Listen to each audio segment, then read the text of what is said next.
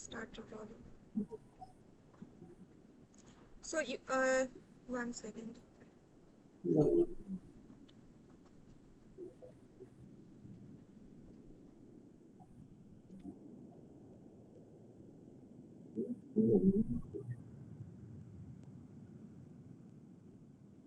Can you see now? No, your screen it's Which part? showing the fourth and fifth only. It is that the question is showing up actually. So that is being frozen there, not moving. Yeah, it is frozen there. Yeah, Okay, so maybe I'll stop sharing and no, share it once. is frozen there. Yeah, right. Okay, let me stop sharing and then present again. Yeah, frozen.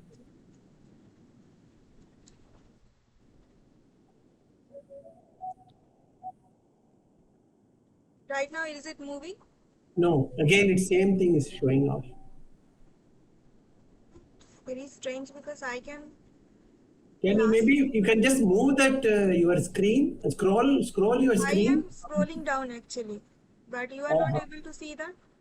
yeah, it's not able to see. Unable. I don't know whether other guys are able to see. I don't know. Uh, it's very strange Uh, because last day also I did the uh, same thing. other people are able to see. Can anybody else please Will respond? anybody please answer?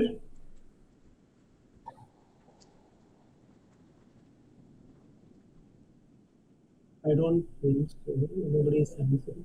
Let me share again like this. Yeah. Right now, Ah, yes, it is a little bit is it changed now. moving? Yeah. Is it Yeah, it's moving? okay. It's okay. Yeah. Yeah. It's okay now. Yeah. Okay. Thanks, ma'am. Thank you. Okay. So then let me go to the, yeah. You can see my diagram, right? Able to So, see. Able to see. Thank yeah, you. yeah. Yeah. So this is the inclined road that I have drawn here. Okay. So this has a inclination angle of 10 degrees, Yeah. and the car is, let's say, this box kind of this is the automobile that is on like going down the road with an inclination angle of 10 degree. So Yeah. now there is some information given in the question that this car has a mass of 1500 kg and it has a velocity of 80 kilometer per hour, and the Yes. braking force is 7500 Newton. So let us draw the lines of forces that will be effective here. So let me Yeah. use a different color. First of all, it has a mass, um, so it will be exactly vertically downwards. Yes. So this is because of the Earth's gravity, so it will have a mg.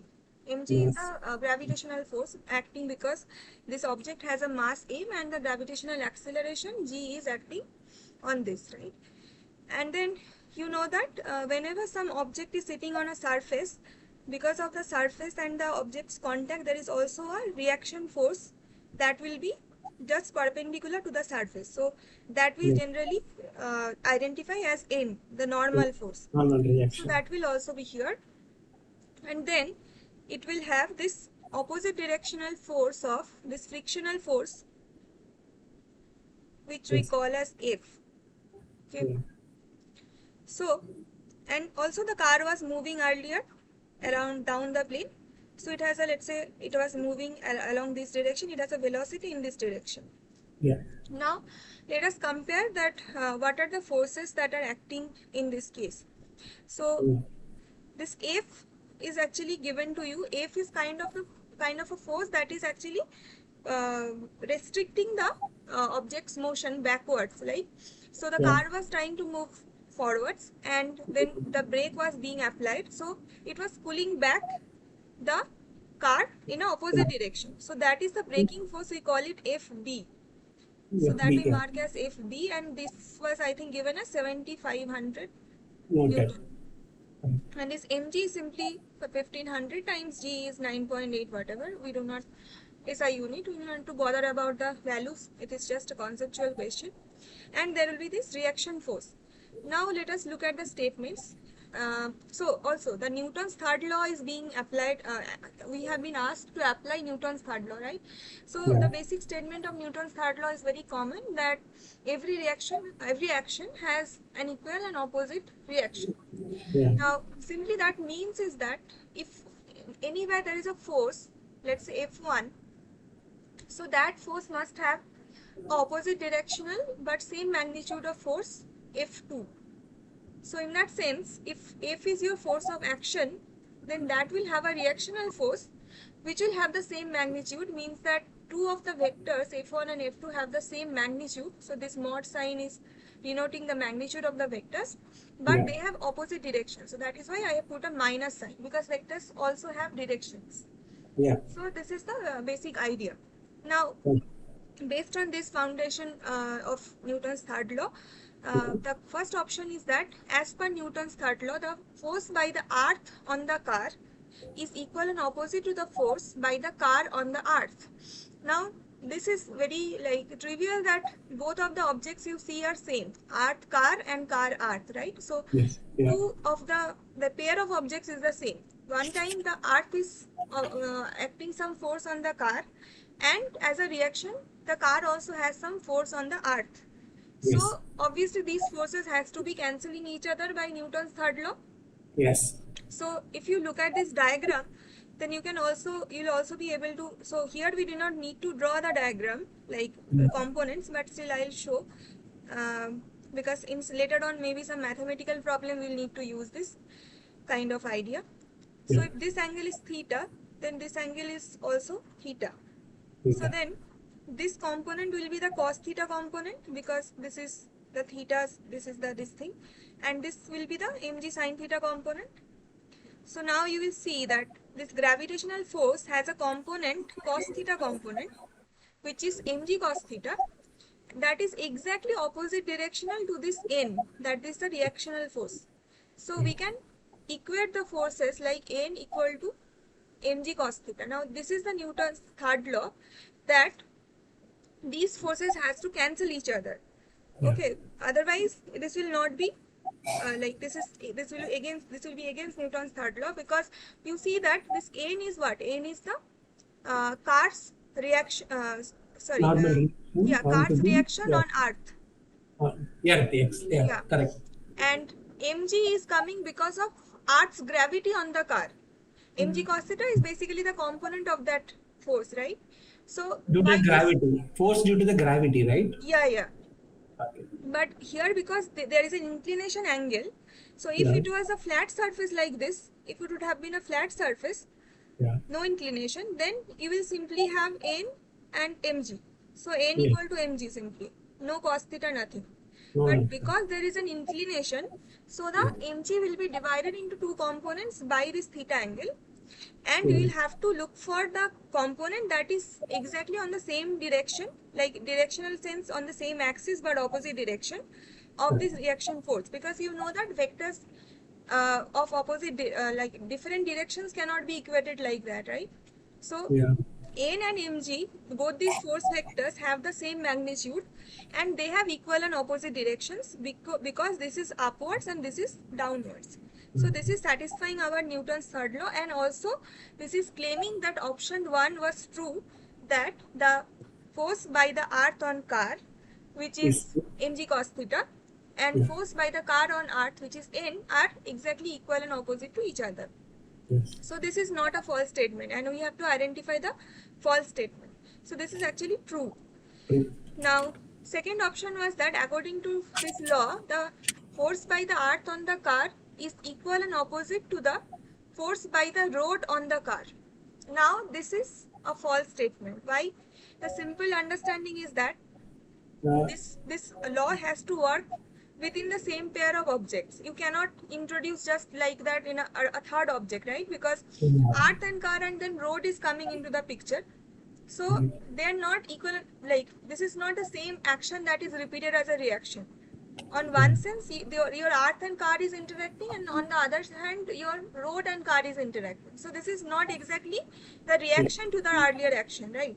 Like say, if you push on an object 1, let's say, and object 2 somewhere moves by some other force.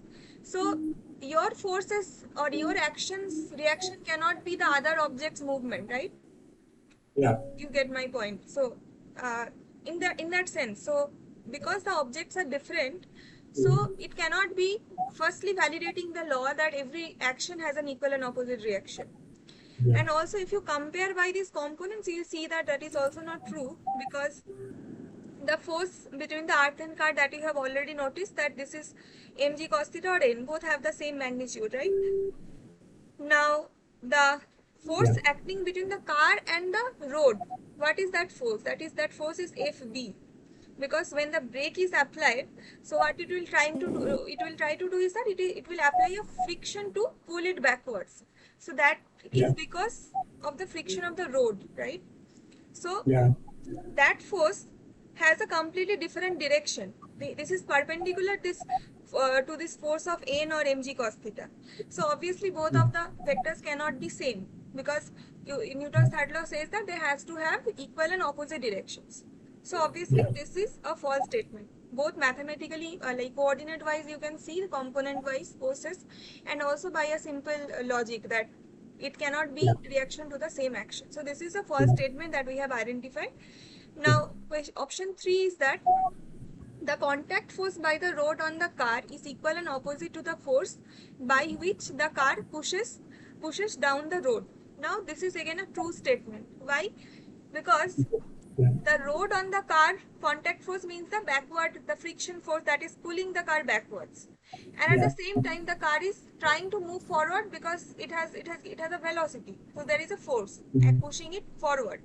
So both of these forces are exactly equal and opposite to each other.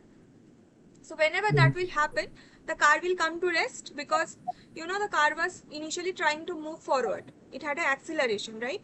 So let's say it had a velocity, and it had a, let's say, acceleration a vector. Acceleration means it has a change of velocity. So the force that was pushing the car forwards because of the car's motion was a force capital F vector is equal to the mass of the car times the acceleration forward for the car, Acceleration. m. And the force Yeah. that is pulling it backwards because a brake has been applied is this force Fb. Okay, Yes. Yes. so when the Yeah. car will come to stop is that when both of the forces will be equal, F equal to ma will be equal to Fb. So then this is the same actions reaction. So they are Yeah. equal and opposite to each other. So that will also satisfy Newton's third law. Then option number 4 is that third law requires the knowledge about the angle of inclination of the road and the coefficient of friction. So this is a false statement, obviously, because Newton's third law is a fundamental law. It does not require the specific knowledge that whether the road is 5 degree or 10 degree inclined, or whether the friction coefficient of the road is more frictional or is less frictional. It is based on the action and reaction principle, not these minute details, like because it is a fundamental, and it will be valid for all. It will not depend on that, like, okay, this road is more inclined, so here the law will act differently, and the other road it will act something differently. That is not the case. It is a fundamental law, and as a result you can also see that in neither of the things that we discussed, we had to specifically mention that what is the theta value. That was not actually coming to the picture. Theta was there just as a component, it was represented, but whether theta is 5 degree or 10 degree, or Yeah. this coefficient of friction, where does it come? It comes in the Fb component, because I don't know if you may have been told in the lectures that this frictional force is represented by this mu times n, where mu, or I think mu b also sometimes represented. Mu is the coefficient of friction basically, Friction. and n is your normal force that is given by the car on the road. So Yes. obviously these mu or this theta specific value never came into the picture to actually Newton's third law to be valid. So obviously this is a false statement. So finally our answer will be that 2 and 4 are our false statements. So option number 4. Correct. Correct. Okay, so let us move on to second question then. According to Newton's second law of motion, net force acting on an object causes change in its what quantity? So Newton's second law. So firstly we were dealing with Newton's third law, now it's Newton's second law. So what is Newton's second law? So the basic mathematical equation is simply that F, the force, is equal to dp vector by dt, where p vector is your momentum vector. Momentum means your mass times the velocity vector. So basically it means that if your momentum p is changing with time, right, so then your dp by dt, that means the rate of change of that momentum with time will be non-zero, right? And this rate of change of momentum with time is actually your force applied. So that is the second law of motion. Now it is saying that the net force acting on the object causes change in its what? So obviously, if let's say there is a force that is acting on the object, that means this force is a non-zero value, the force is present. Now what is being affected here? So let's say if F is non-zero, that means dp by dt is non-zero, right? That means when dp by dt is would have been 0 if your p would have been constant. If your momentum p would not change with time, then obviously the rate of change of momentum with time would have been 0, right? Whenever you have a constant quantity, its time derivative will be 0. But when its time derivative is non-zero, that means your momentum will not be constant, right? So then your momentum is not constant means your mass times velocity is not constant, because momentum is mass times velocity. Now mass is something that the object, that is specific to the object, so that has nothing to do with being changed. Like approximately we will assume that the mass is remaining constant, right? So then the only thing that is changing with time is what? Is velocity. Velocity is something that the force is changing here. So the answer will be velocity, because mass is assumed to be constant. So velocity is not constant, or velocity is changing with time. That you can also see from here, because F equal to dp dt, that we can write as m dv dt. Why? Because p equal to mv and m is a constant that is independent of time, so that we can take outside the derivative, right? And then we are only left with dv dt. So if your f is not equal to 0, then your dv dt is also not equal to 0, right? That means the change of velocity with time is non-zero. What does it mean that velocity is changing with time? You get my point?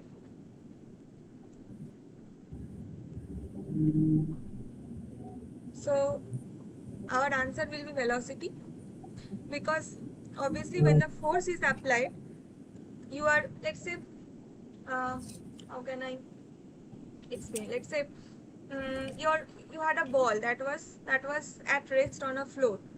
Now you have pushed the ball. You have given a force on the ball by your hand. So then the net force is being applied on that ball. F is non-zero. So what will initially happen? The ball will start moving. That means initially its velocity was 0 because it was at rest. But now it is moving. So what has changed? It has gained a velocity. Right? Now, so whenever you apply, so you can also think of it like this, that now I can tell you that why the other objects, according to Newton's second law, net force causes change. Madam, can I can I tell something which is taught in the class, in the recorded session? Okay. Yeah. So in the lecture 7, when we are recap of whatever, when you're teaching this second law, sir was saying like force causes acceleration, not velocity. That is what it was mentioned in that presentation actually. Yeah.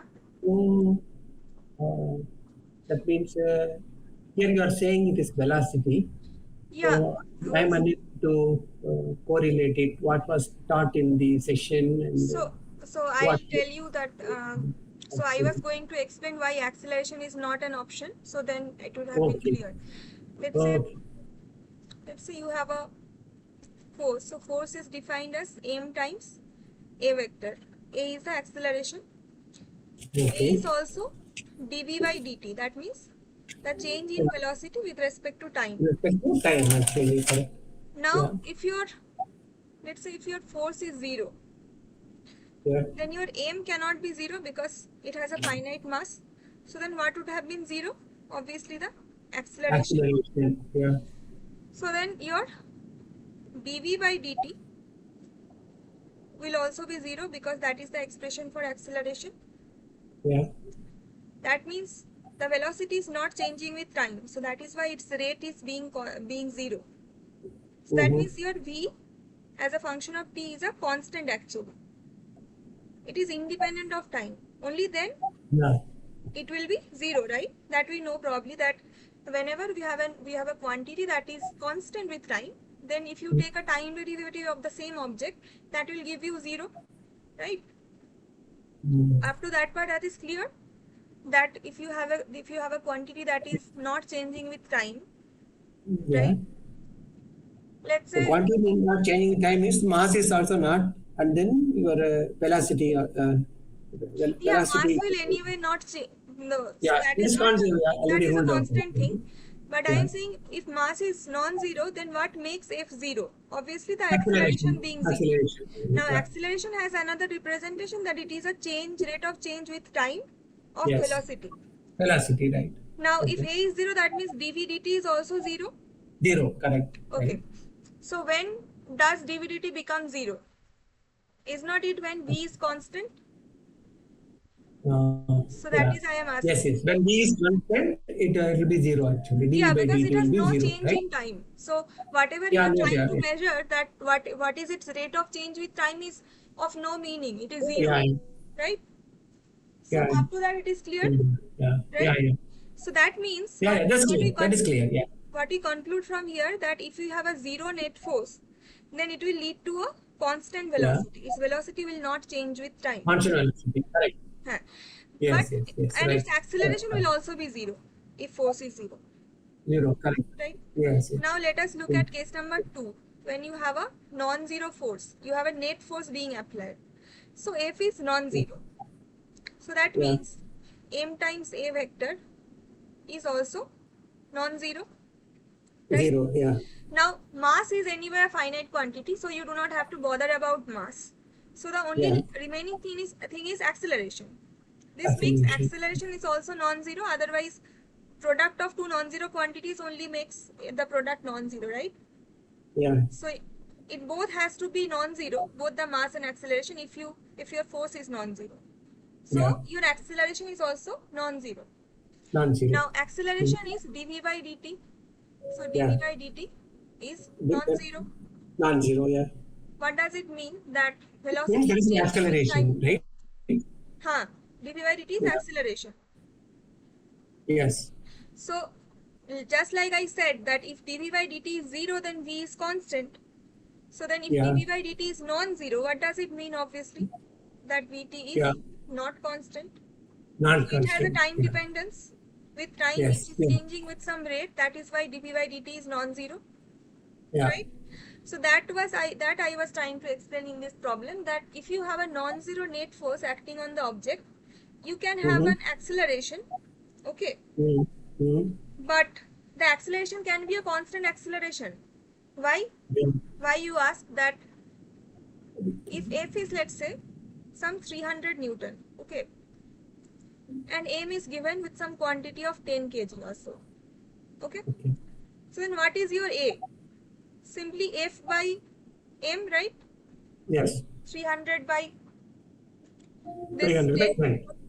That is So equal to 30 meter per second square. second square. So you are getting a fixed acceleration value.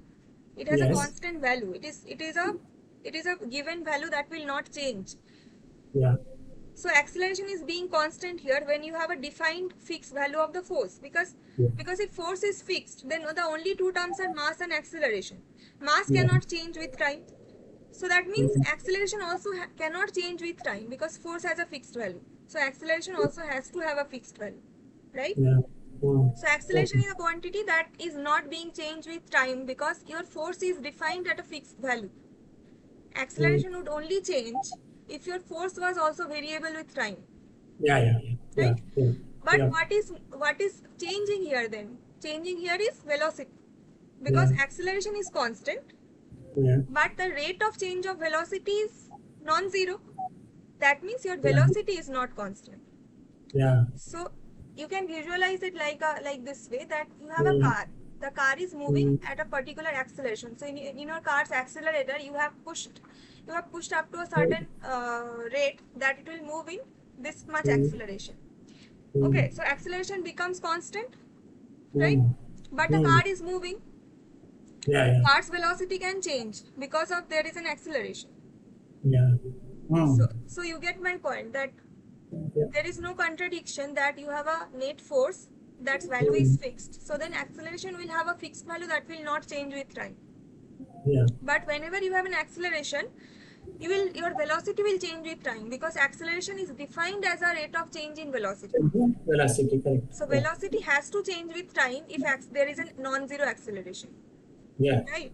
So that was my point here, that Newton's second law says that net force acting on that object causes change not in its acceleration, because there is a net force defined, so acceleration is fixed, right? It is not saying that the force is changing. If that was being said, then acceleration would also have been changed. So Right? can you tell me then in that case, I understand this. So in what context, sir mentioned that it is that force causes the change in acceleration or not the velocity, and in what context it was said actually then it is? That I'm not very sure, because actually, honestly, I did not. Maybe you will be able to see the screen, madam. There's the lectures. You will be able to see these lectures.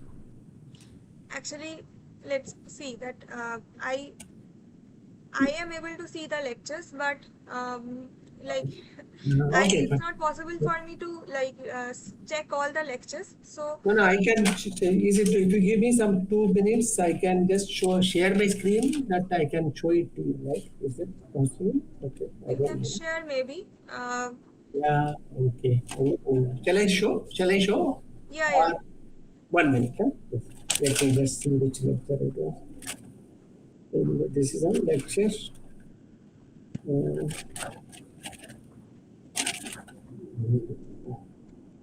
just 1 minute. Huh? I'm just which lecture I'm just course classes it is in lecture 7. Yeah, lecture 7.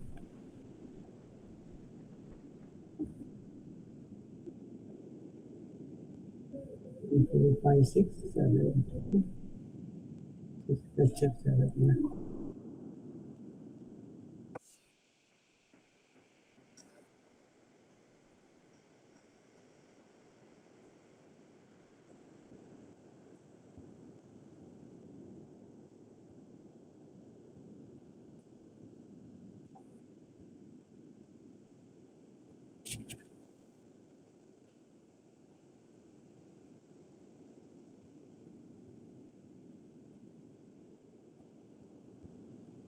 Yeah.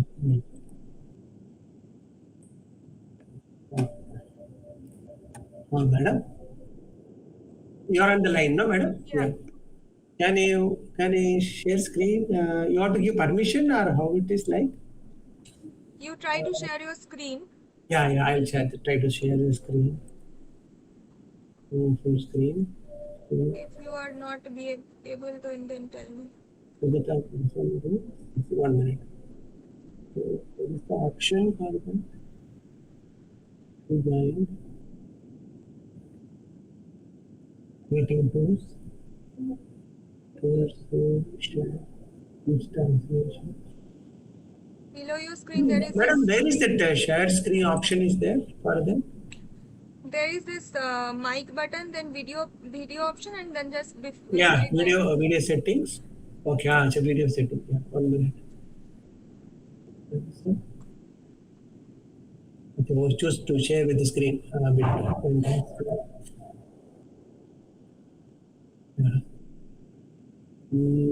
Yes. Okay. Share. Yeah.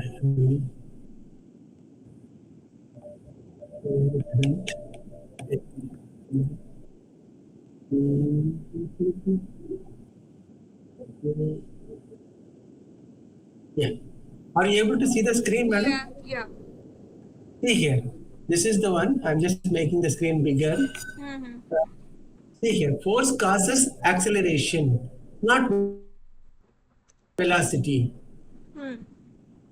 So this is what was So the there is sir no was saying. contradiction. You see, that sir did not say that uh, force.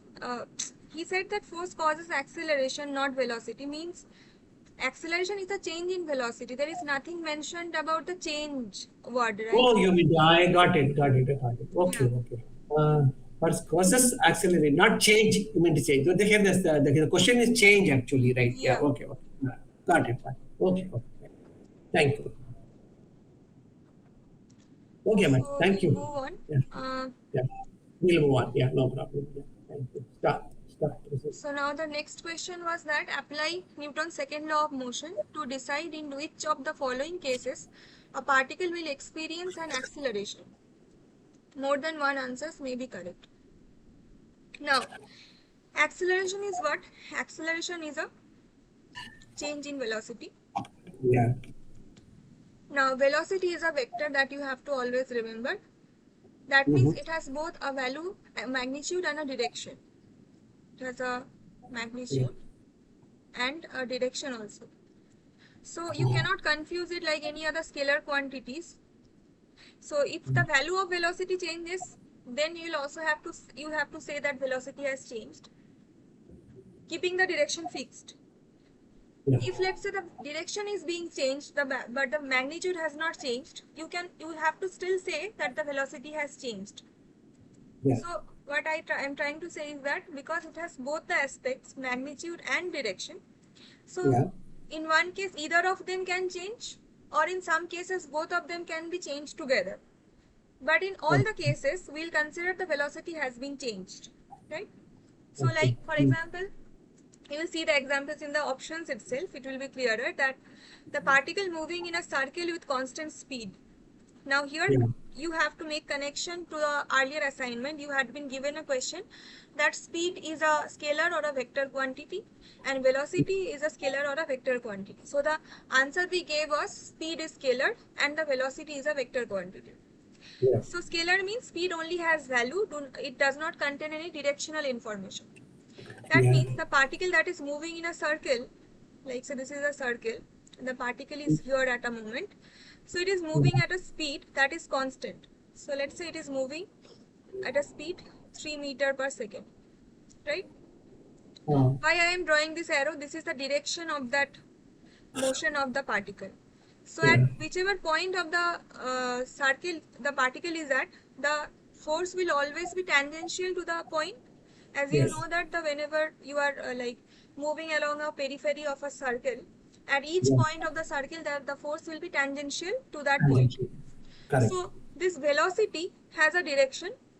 Yeah. So overall the particle will have a velocity which has this direction by this arrow and this magnitude, that is basically the value of the speed, which is 3 Yeah. meter per second, right? Yeah.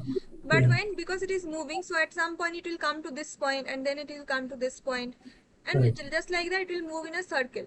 Now at each point its direction of motion is being changed Change. because it is a tangential direction, so it will keep on changing, but Yeah. but the speed value still remains the same, that is 3 meter per second. That Yeah. is not being changed. Yeah. So people may get confused that okay, it is moving with a constant speed, so maybe it has a it has no acceleration. But Mm. that is a mistake because acceleration is dependent on velocity, which is a vector. It is not dependent on speed, which is just a scalar quantity. Yeah. So because the velocity is every time changing as the direction is changing, even though the magnitude is not changing, so v is not constant on a particle on this circle moving on this circle. That means your dv by dt is not equal to 0. Mm. That means the particle has a non-zero acceleration. So in this first case, the particle moving in a circle with a constant speed will experience an acceleration because a is non-zero. Yeah. So this is one correct answer.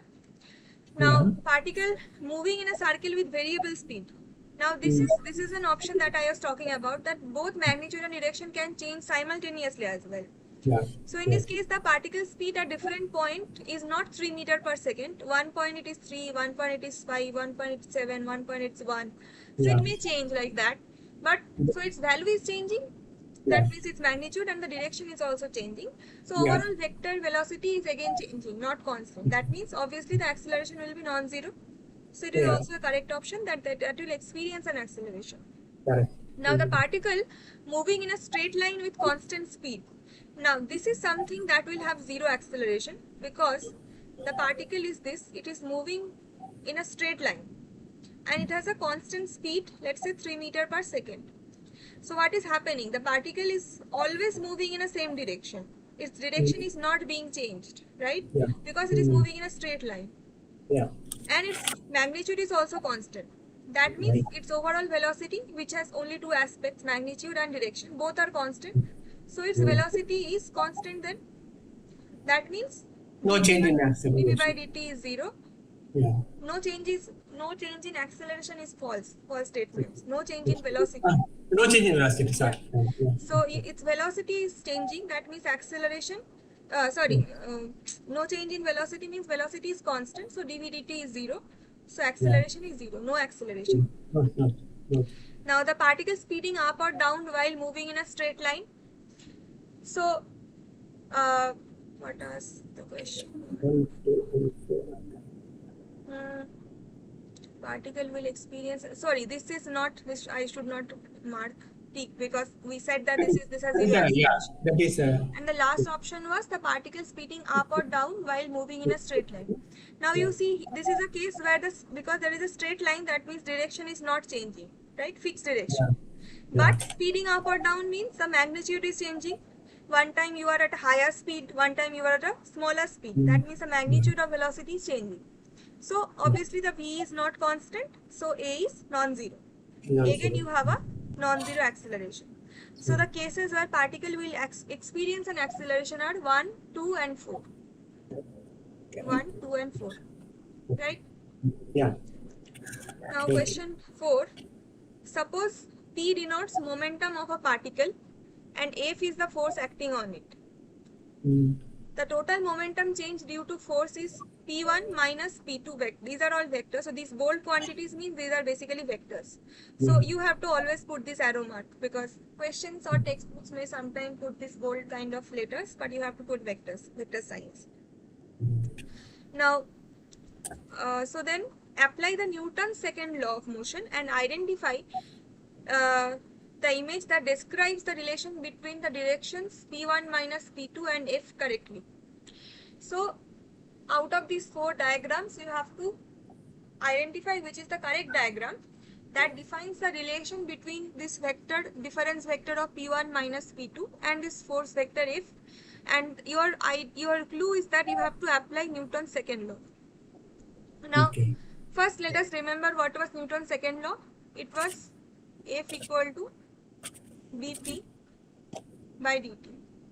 See that I have put a vector sign on dP, right? And F is obviously a vector. So now what is dP? dP is change in momentum and dt is change in time. So change in momentum is dP. That means the change in momentum, if it is a vector, that is related to this F vector. And because only these two quantities are carrying the directional information and time has no direction in that sense. So if F has a certain direction, dP vector will also have the same direction, because they are on both sides of this equation, equal sign, right? So because F vector is equal to dP vector by dt. Now let us forget about values. Values will also have to be equal, because if F vector equal to dP dt, then obviously their magnitude has to be equal, right? Right? But then what about the direction? Direction will also have to be the same, because these are the only two vector quantities and they are on two opposite sides of the equal to sign. So not only their magnitudes are equal, but because they are vectors and they are equated, their directions are also equal, right? Right or not? vector has both value and direction. Yeah. And if on two sides of an equation you have two vectors that are equated, you obviously know that those vectors have same magnitude and same direction to each Same other. direction. Yeah. Right. So in this case, the change in momentum dp vector Yeah. has the same direction as the force vector. Force vector. Right. So same direction does not mean that this person is moving in this road, so this person is also moving in this road. That is one example, that same direction. But it can also be parallel to each other, right? Yeah. That is also same direction. That you move along this path and your friend is moving along a parallel path. So you are moving along the same direction, Yeah. right? Because they are parallel to each other. Similarly, here if in these diagrams, if you see that in which of the cases the P1 minus P2 vectors arrow and the F vectors arrow are parallel to each other, you can clearly see that. First one. The first one. The first Here one. these and these are parallel. In none of the other cases, these are not parallel, these are not parallel, not parallel. Yeah. So only Yeah. the Newton's second law is valid for the first option, right? Okay. So we Correct. get our answer. Okay. Now Yeah. question 5. Okay. A tennis ball of mass 100 gram traveling in plus x direction with a speed 72 km per hour hits a wall and rebounds. So this is the tennis ball. If you hit the ball on a wall, so what will happen is that the wall will get hit and then it will bounce back. Means a rebounding, right? It will bounce back. So after the collision with the wall, the magnitude of the ball's momentum is nearly the same, but the ball is traveling in minus x direction. Obviously, because when the ball was thrown towards the wall, it had a momentum that was directed towards the wall. That is this blue arrow. This blue arrow. Yeah. So its momentum is initial momentum that is given in the question as P suffix I. Pi is the initial momentum of the ball.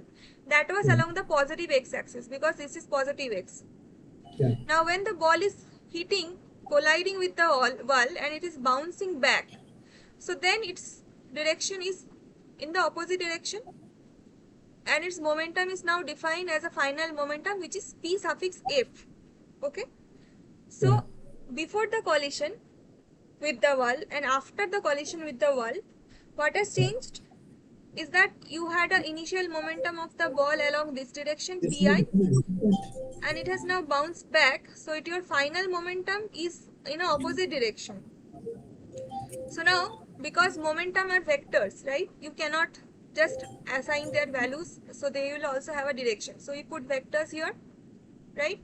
Vector sign Pi vector is along this, which is plus x cap direction, because this is plus x, and because it is just opposite, so Pf vector is along the minus x direction, right? Yeah. And the question is saying that the momentum value is nearly the same, magnitude of the momentum is nearly the same. That means Pi vector's magnitude is same as Pf vector's magnitude. Only the direction has been changed.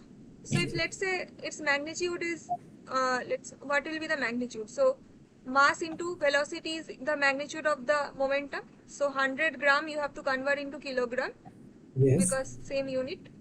Yeah. Into 72 kilometers. So I am not converting, you have to convert into meter per second. Yeah. Then it will have same unit.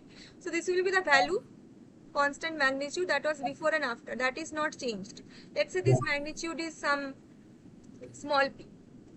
So then Pi vector will be small p into the unit vector x cap. Small p is the magnitude, x cap is denoting the direction. Then Pf vector is again the same magnitude, but now it has opposite direction. So minus x cap. Yes. So by Newton's second law of motion, compute the impulse in kg into meter per second applied to the ball by the wall.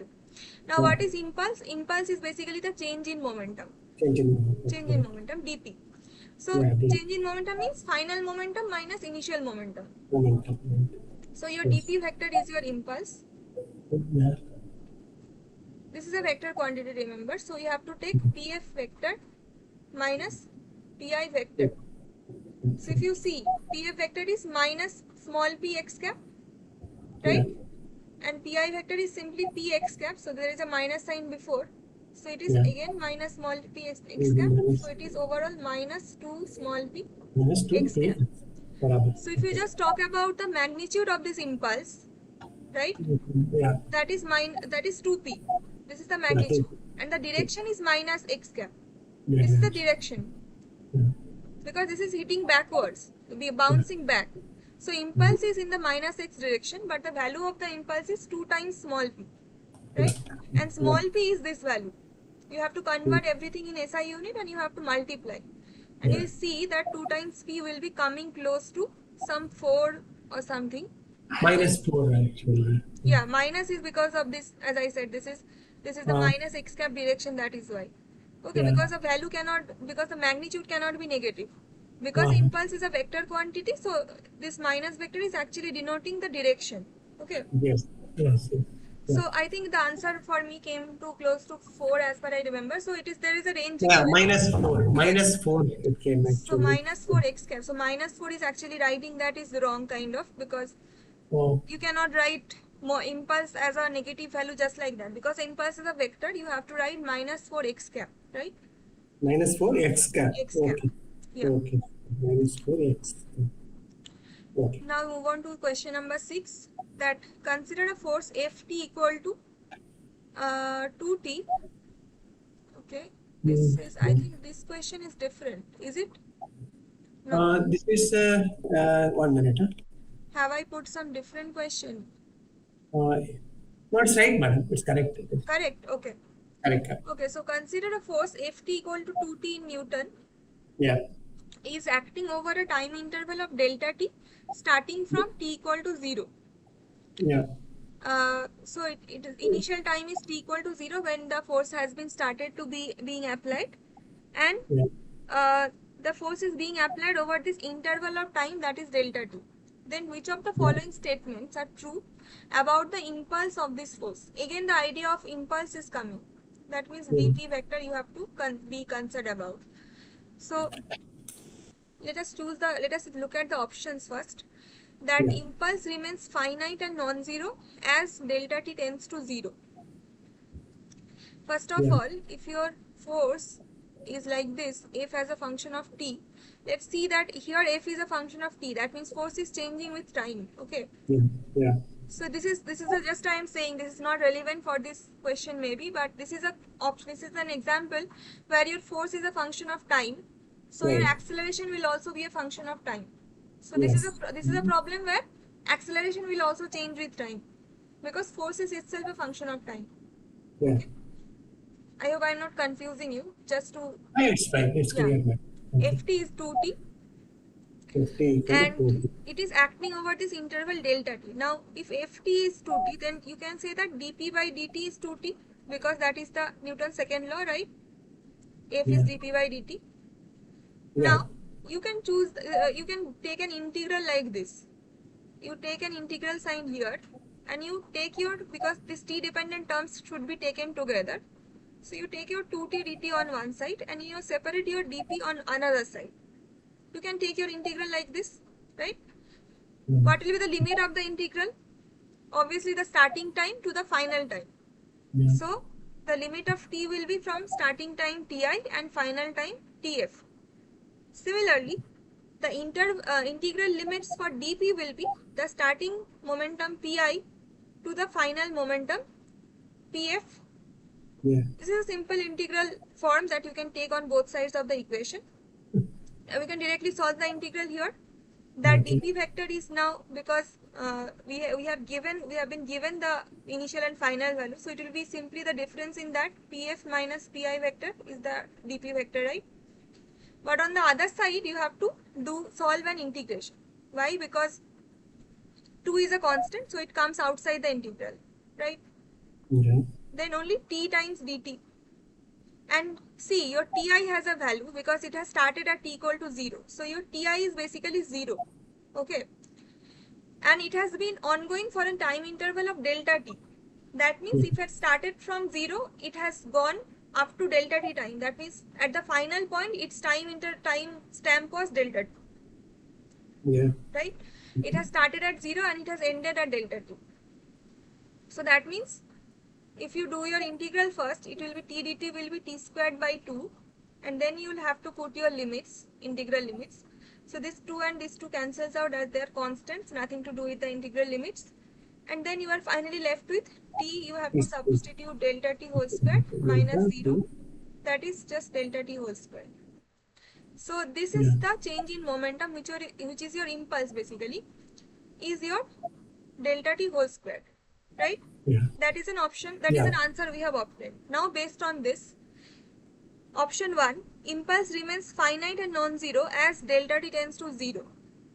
This is a false option. Why? Because if dp is delta t whole squared, then if delta t tending to 0, dp will also be tending to 0. It cannot remain non-zero, right? So this is false. Because dp vector we have just calculated. Say again this one, what you are saying, delta t square. Just say, repeat the statement. We have just calculated that dp vector is equal to delta t whole squared. Yeah, okay.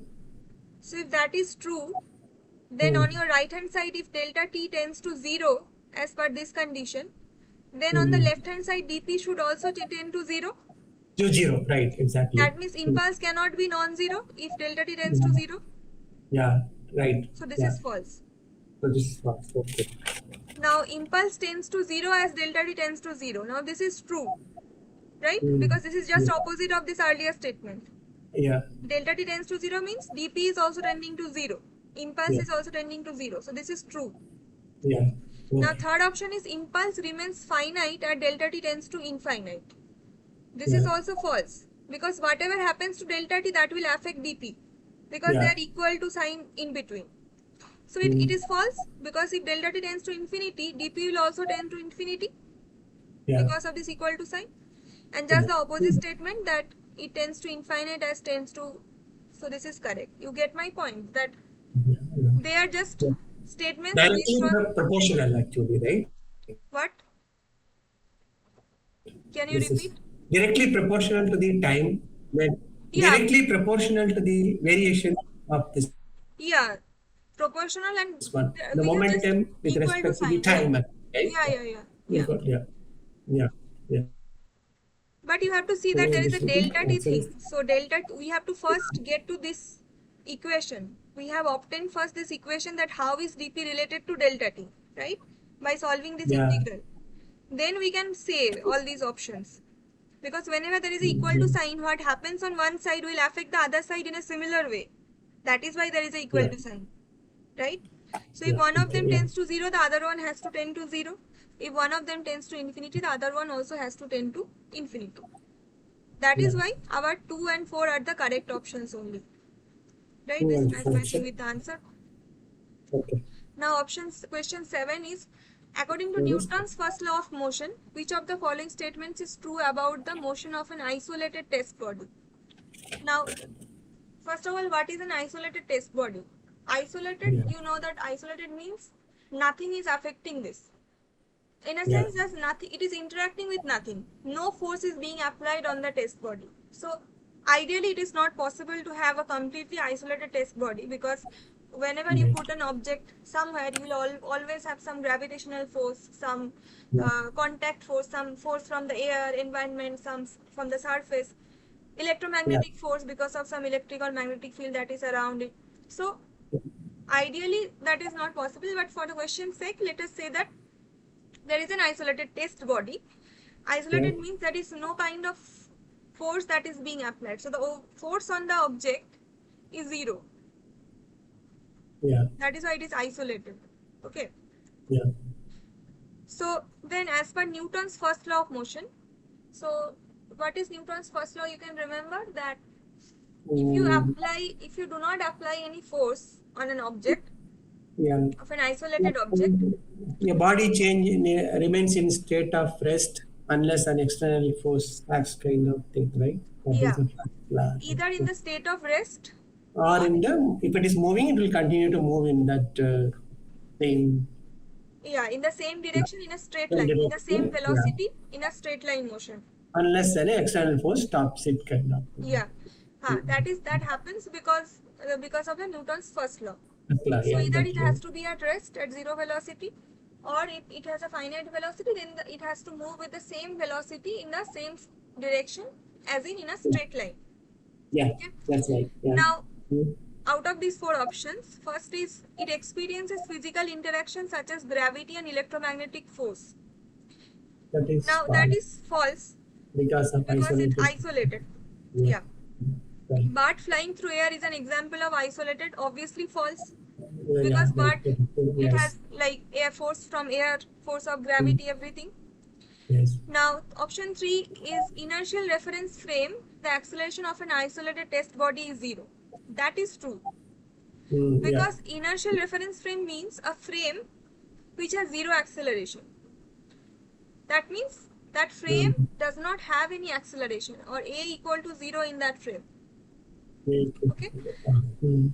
So, if the frame is inertial, then with respect to that frame, the acceleration of the isolated test body will be 0.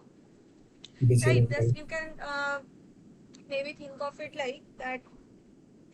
I think this is like, obviously this is first and true, that if it is an inertial reference frame, then acceleration will automatically be 0. That is the definition. So the isolated test body will also have a 0 acceleration in that frame. But you can think of it like that.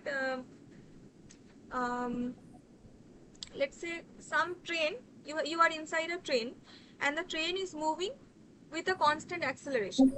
Yeah. So it is moving, but its acceleration is it's constant. Means it is always moving, let's say some 100 kilometer per hour square. So it may be an unphysical value, but just for the sake of it, I am saying the acceleration is not changing. It is always moving in a constant acceleration.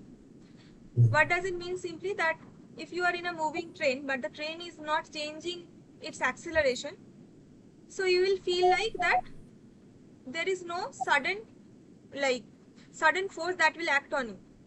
But it's constant velocity you are saying, right? Yeah. Mm. Yeah, because acceleration is constant, that means dV Constant change, yeah. Constant speeds. constant speed it is moving. Constant But speed it is. now, so you will not feel that you are at all like experiencing any force. You will be stable inside the train. Yes. But as soon as the train takes a turn, like changes its direction at some when the train track itself gets a turn, so the train will also turn, or let's say the train pushes a brake suddenly. What we'll feel is that you suddenly move forward, right? Because of the jerking that we'll feel.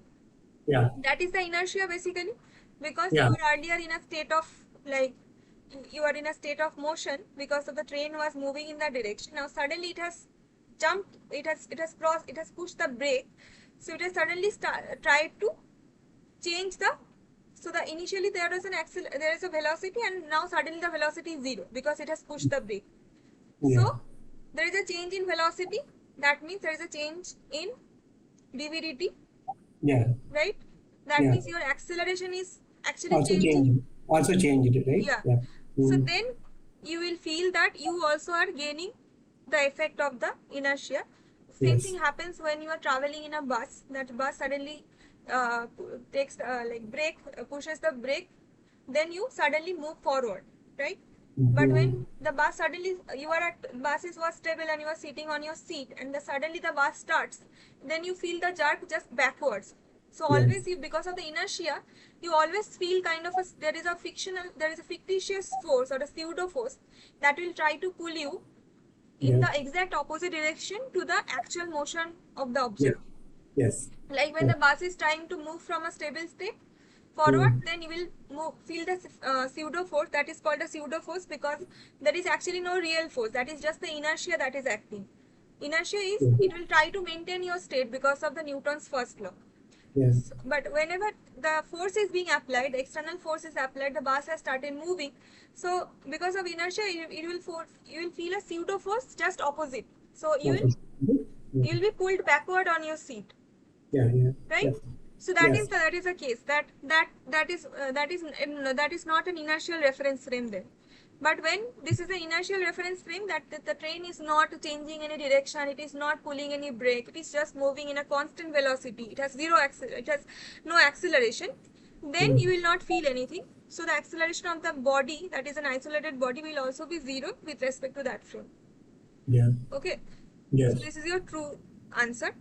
Now option 4, to experimentally design an isolated test body on Earth, it should move horizontally to cancel gravity. This is obviously a false option, because you know that gravity will act downwards, right, because of its mass, mg. Yeah. So even if the test object is moving on horizontally on this flat body, flat surface, but it always have this gravitational pull on it, it cannot escape gravity like that, because it is inside the Earth's gravitational pull, right? So even if you move horizontally, like if when you are moving horizontally everywhere on your room, is it like you have escaped gravity? No, right? Yeah. So moving is not a way to cancel gravity, right? So in that sense, experimentally to design an isolated test body on Earth is next to impossible, because you cannot really have an truly isolated test body on Earth. It is maybe possible in space, where there is vacuum. That means there is nothing to be being interacted with, and that is why everything is free falling, right? So the astronauts and the spacecrafts, so there is no gravity, they are just floating around. If you see those videos in internet, in YouTube, how astronauts they just kind of they float on free air like that, because that is vacuum, that is in the space. But on Earth it is nearly not possible to have a truly isolated space body like that. It will always have a gravitational pull on it, right? So this is not a true option. Only true option is option 3. Now, last question is question 8, that the reference frame is a coordinate system plus a clock to measure the motion of an object. There are 4 examples of reference frame below, which 2 are inertial reference frames. Identify them. So, we have just discussed that what is the definition of an inertial reference frame.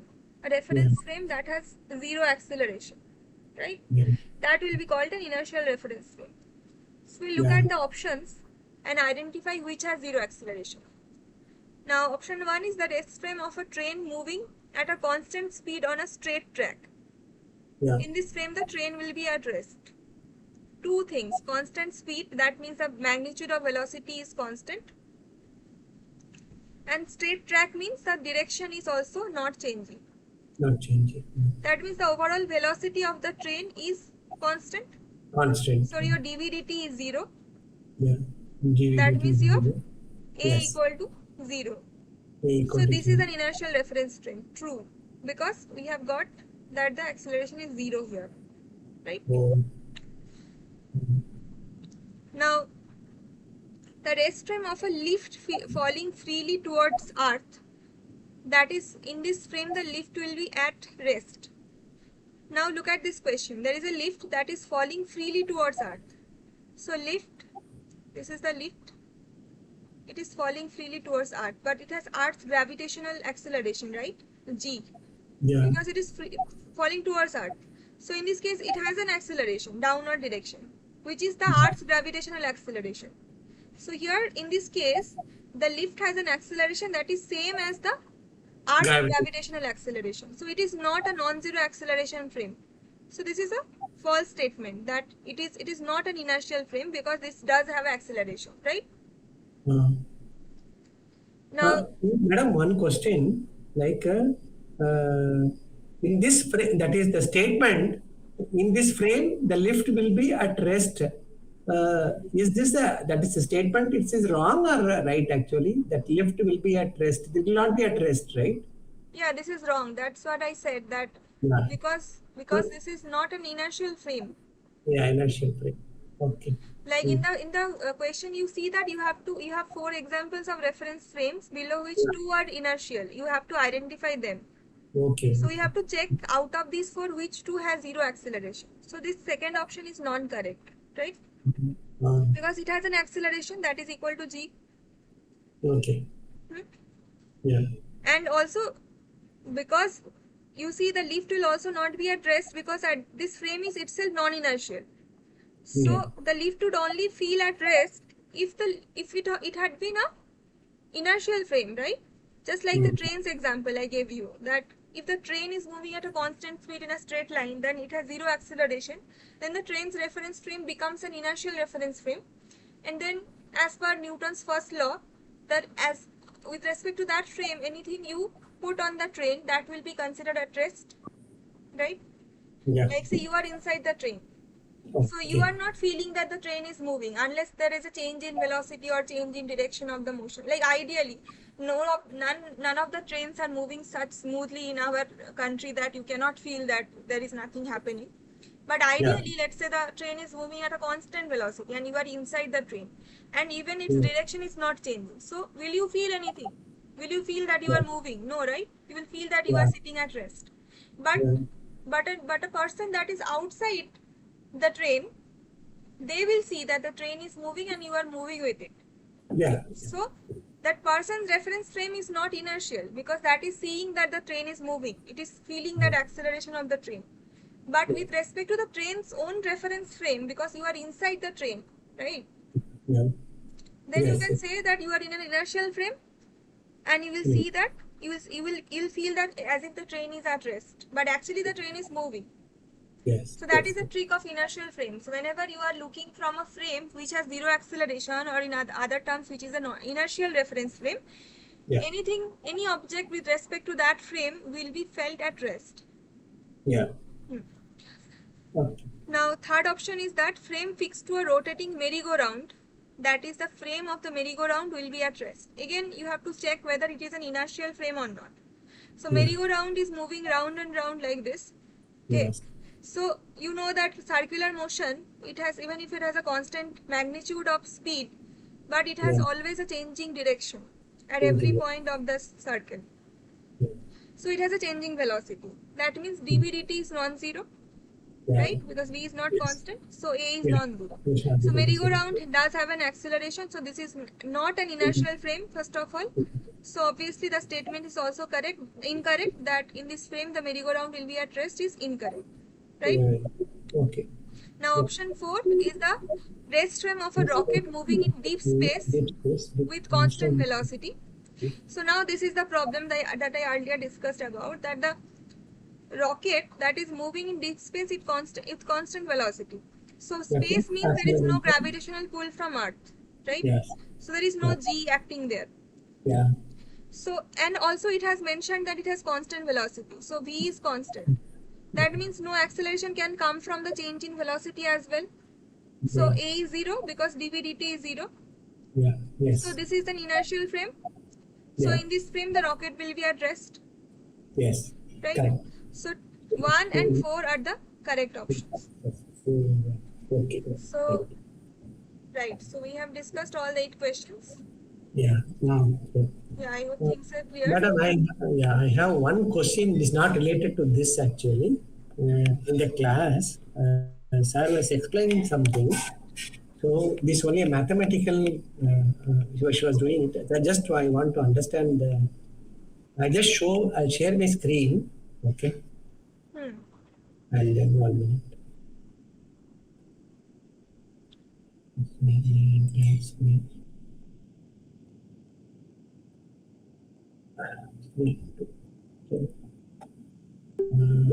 Like where it is.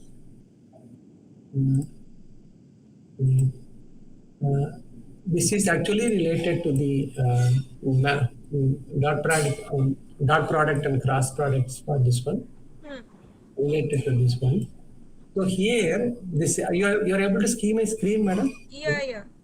So in this, he was trying to solve this one. So here, p cos theta into q. So here, he changed the way. This is only for deriving the equation. He has multiplied this with a q and divided by q, right? To bring this one, right? Otherwise, there is no. Is there any other? There is no external factor. No, it is only for equating. He has multiplied this with the q and divided by q, right? Yeah. That is the case. That is what I just wanted to. Right. Absolutely. Yeah, madam. Yeah, thank you. Yeah. Thanks, madam. Yeah. Okay, so do you have any other doubts? Yeah, and I don't have anything, madam. Yeah, okay. Suppose just in case, no, madam, if you are not able to attend the class or something like that, this session, so is it any? We have to inform because I'm just seeing that only 3 people are there now.